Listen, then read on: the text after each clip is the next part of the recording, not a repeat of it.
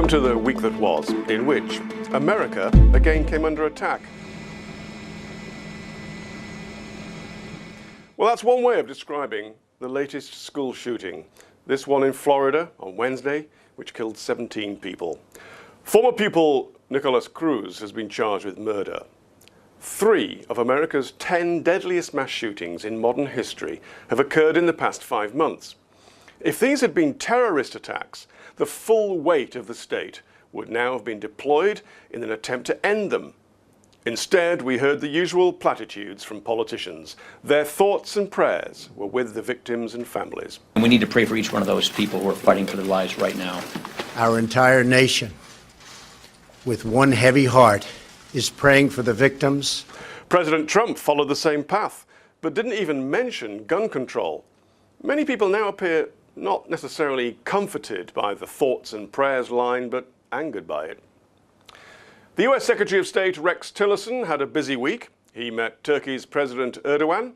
Turkish soldiers pushing further south into Syria are getting increasingly close to US forces fighting with the Turks' target, the Kurdish YPG. Details were not forthcoming from the meeting, nor it seems was agreement.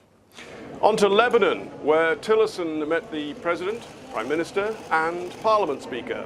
And he told them that Hezbollah, which is backed by Iran, is threatening Lebanon's security. He also called for calm on the Lebanon-Israeli border. Again, tensions are rising there. Kuwait hosted a donors conference for the reconstruction of Iraq. $30 billion was pledged. Now, this falls way short of the estimated $88 billion needed to dig the country out of the rubble following the war with ISIL, but it is above the $20 billion Iraqi officials say is required to begin the work. The UN Secretary General, Antonio Guterres, said the conference was an enormous success. Not everyone entirely agreed. To South Africa, all change? Yes and no.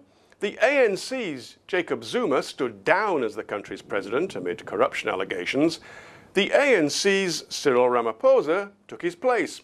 I truly feel humbled to have been given this great privilege of being able to serve our people. Now, he's considered a hard-working man of good character. He'll need all his attributes. Unemployment is high, corruption rife, society is unequal. In 2005, the ANC was polling at 70%. Now it's about 54%. And there's a generation of voters who didn't experience apartheid. Ramaphosa cannot count on being one of the heroes of liberation in next year's presidential election. Finally, all together now?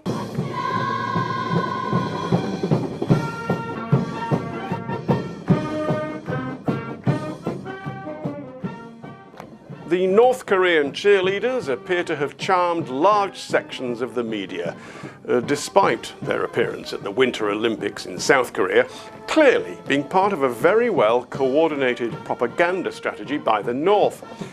This was combined with offers for South Korea's president to pay a visit. This appears designed to buy the North time on the nuclear issue, because once the Olympics are over, American pressure will again build. And what we weren't told about the cheerleaders is that back home, their families were probably praying they don't defect, as they would be the ones to pay the price. And to ensure this, the young women's every move was shadowed by North Korean intelligence agents. Now that's synchronization. And that was the week that was. See you next time.